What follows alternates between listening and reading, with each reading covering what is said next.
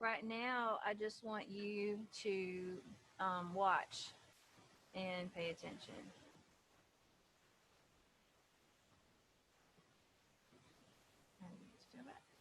Okay, so today we're going to do something a little bit different. All week we have been focusing on finding the main idea after analyzing a paragraph from the text and looking at all those sentences and figuring out how they're related together. Okay?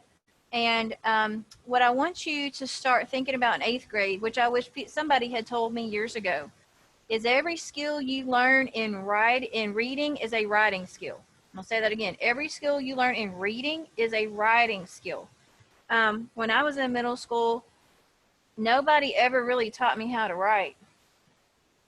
And there were some kids in class who were known as good writers.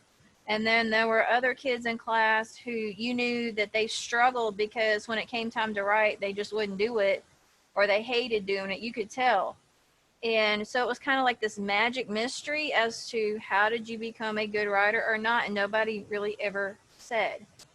So this week we have learned that every text or paragraph should be related to an idea.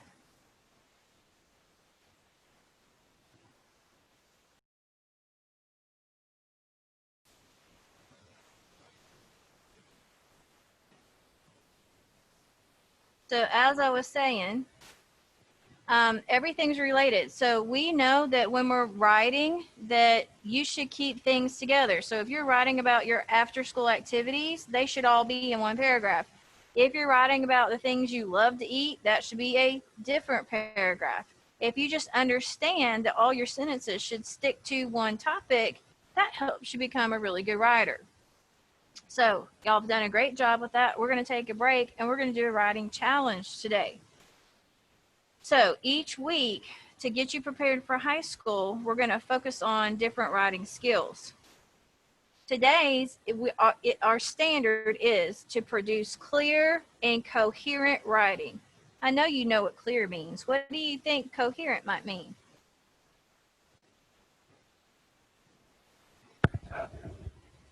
Mason, take a guess at it. All right. What do you think, Brody? Clear and coherent writing.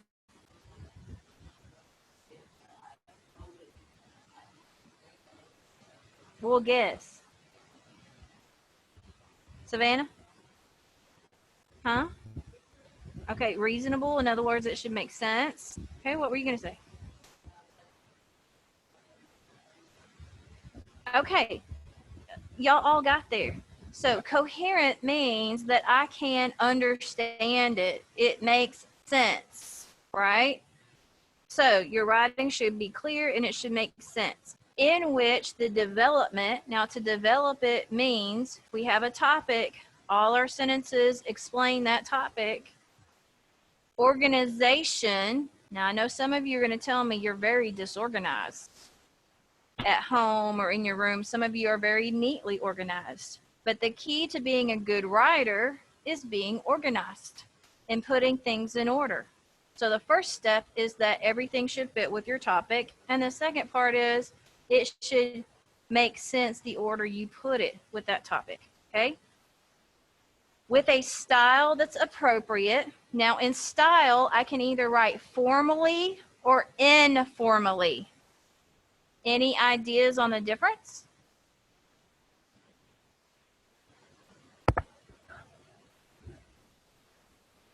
Think about a formal dance. If I go to a formal dance, is that any different from an informal dance? Why? If I say, oh, we're going to have a fall formal, ladies, do you know what kind of dress you would be wearing? Would you wear a dress? Okay, so something that's formal is fancy. It's the best of the best, the top of the top. It's the best you have. So if I'm doing formal writing, then I want it to be my best writing. I want to use my best capitalization, best grammar, endpoints, commas. Informal is the opposite. That's where I don't really care if I spell a word right or not. Most of that would be through texting or when you're writing to your friend or emailing a friend. You're not really worried about spelling or word choice at that point. For the most part, some of you do care. So for today's purpose, we are going to write formally because we're at school. I'll tell you what the task is when we see our task prompt. And purpose, for purpose, there are 3 authors' purposes. I believe that in this classroom, there are people who know those 3 authors' purposes you worked on last year with Miss Hartley. Anybody want to bravely give one of them, Gerard? Say that again. Persuasive, which means we want to convince somebody to do something. Yes, sir.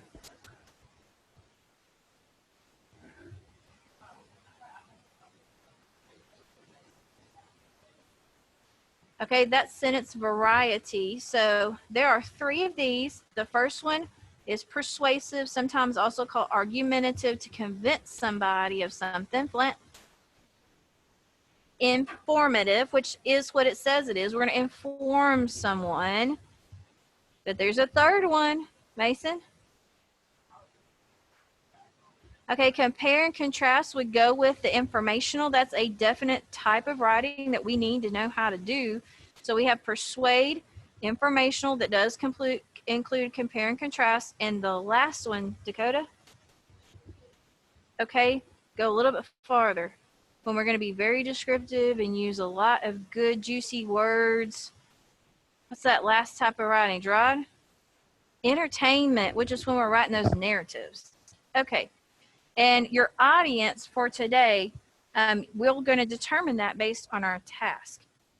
We are still using technology to produce our writing and publish it and convey information.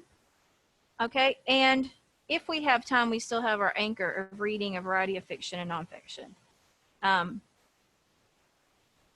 But we're not going to worry about that just yet. Now, I do not want you to log in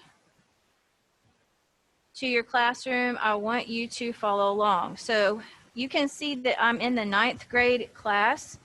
But a lot of things I use for you guys, I can use for 9th grade too, because most of the standards are very similar. So the task today is going to be to write sequential writing. Sequential writing answers, what are the order of steps I need to follow in order to complete a task? Okay, so that's going to be your job. Another way to say it, it's step-by-step writing. It describes how to do something. It puts them in an order, and it's not focused on an event or a time. That's different kind of writing. When you write, you're going to use these words. First, wash your hands. Second, get out peanut butter, jelly, knife, bread, plate. Third, now each time I said one of these words, when I said first, and then I said my sentence, what did my voice do? It changed. So you heard a pause and you heard a drop in my voice. That is a hint that when I'm writing, what should I put there? A comma, okay? So when I say first, you're going to put a comma. Get out your materials. Second, comma.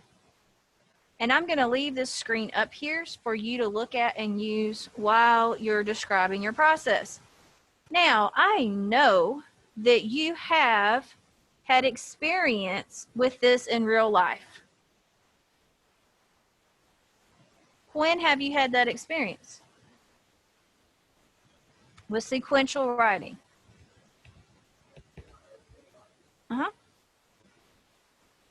Do you do a lot of sequential writing? Who do you do sequential writing to or with or about?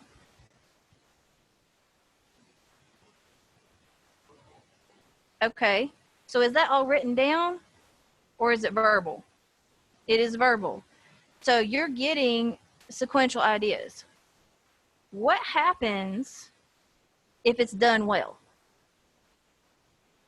If your coach is good at giving sequential directions, what happens?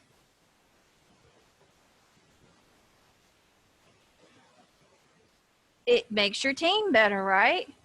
If your coach can give good sequential directions, then everybody knows what they're supposed to do, and you run the play, and the first time it is awesome. Now, they may give good directions, but you may have somebody who didn't listen. Sometimes that happens. But that's obvious because then you have, like, everybody ran the play right except for one or two people. So you know who's not listening. But what if, and I don't know if this has ever happened to you, that you get bad sequential directions? Okay. So, okay. So let's say your coach is telling you how to run a play and nobody does it right. Did they give good sequential directions? No. Does that happen sometimes? Yes. What were you going to say, Flint?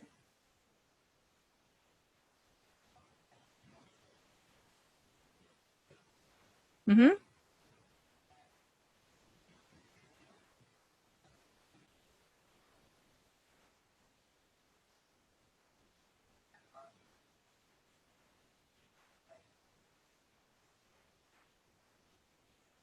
Okay.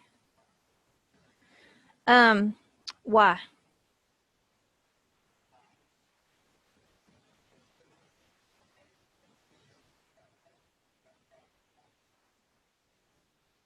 Okay.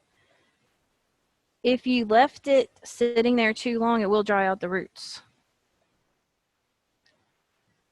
But if you moved it quickly enough or kept the roots to that plant watered and were able to get it planted correctly, it should be okay. Okay. So someone else in one of my other classes, and I'm not going to say who it was, but they said, I have this problem all the time with my mom. My mom tells me what to do, and I always do it wrong. And it's because I listen and do what she tells me to do, but like she leaves steps out, or I do it in the wrong order. So some people are not that great at giving sequential directions. Or how about, I love this, when you start driving and you ask somebody how to get somewhere, be careful, because some people can tell you how to get somewhere and some people can't tell you how to get anywhere, and they will get you lost. I will never forget somebody telling me how to get to the middle school football game, that team y'all play that's over there by Alabama. Yeah, I think so. So I was driving out there and they said, well, the school has moved. The old school doesn't, nobody's in the old school. There's a new school, but don't go to the new school. You got to go to the old school. So you go, anyway, where they sent me, I was like 2 miles from Alabama. And I stopped literally in the middle of the highway and flagged down somebody dragging a cattle truck. And they gave me directions. Well, it got me back closer, but it still didn't get me to the school. Finally, and this is after stopping and asking 3 different people, the third person gave me the right directions. I said, I'm not ever driving out there again. If y'all play out there, I'm not going. Sorry. Okay, so the key is to do this well. Now, you're going to have 2 things to use. We know in the writing process, we start off by planning what we're going to write. I have found a lot of students have never learned this step. Usually somebody tells you to write, you read it, you write it, you turn it in, you never look back. Okay? But this is crucial. If you do your pre-writing correctly and you're drafting well, it makes your life so much easier. So this is called a flow map. Somebody tell me, DeMonte, why do you think that's called a flow map?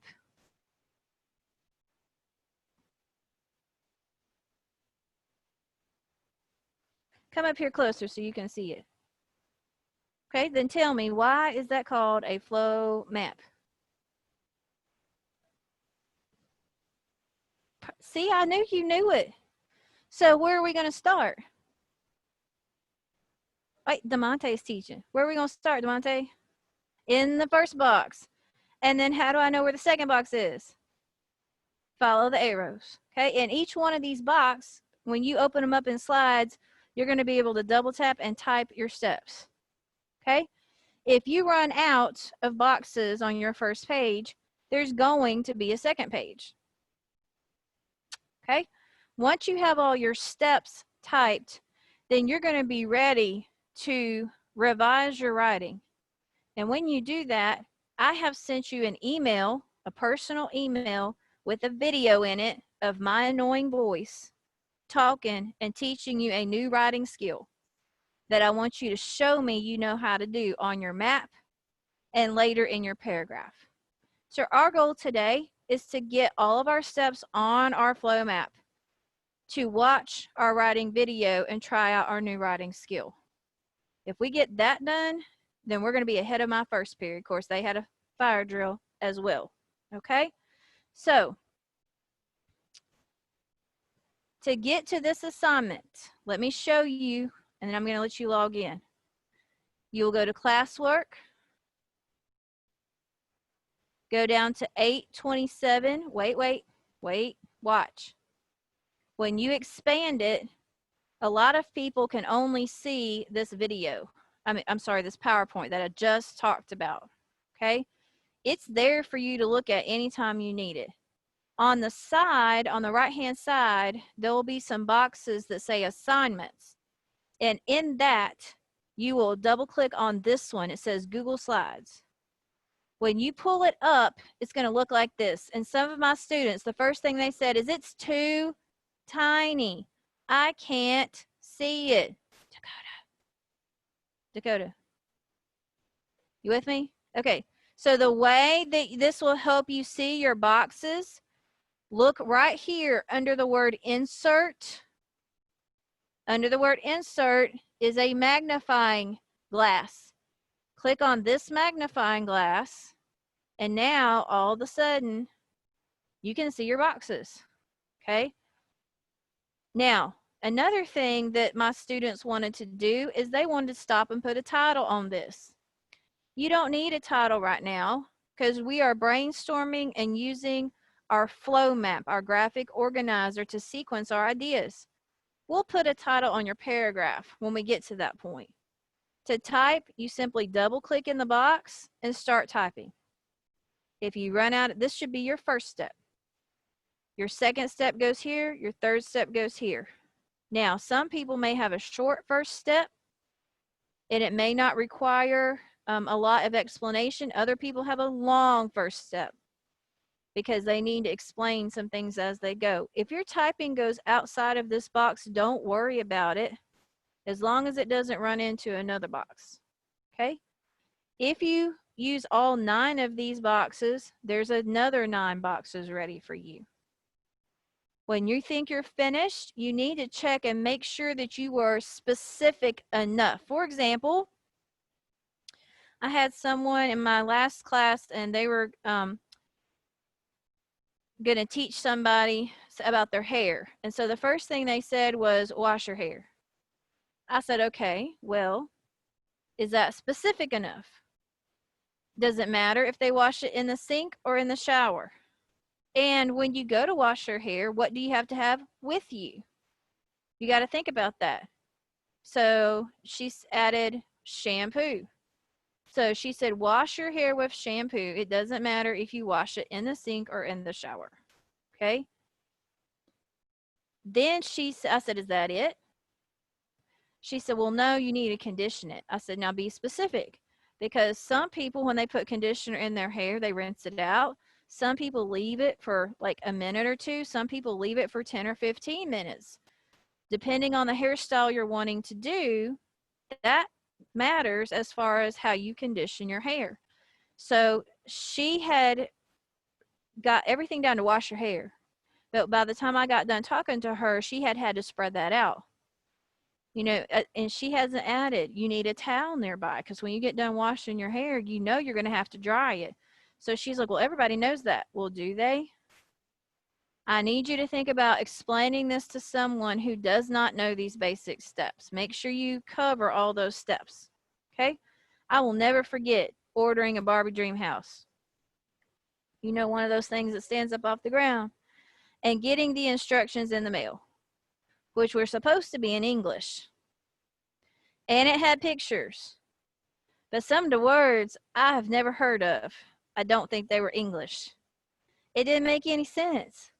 After about an hour, I gave up and YouTubed it. Okay? So in today's world, what you guys have that we did not have is YouTube, which is people creating videos and talking through these step-by-steps. They don't just wake up and start making that video. Before they make their video, they have sat down and written out a script of what they're gonna say. They've practiced it.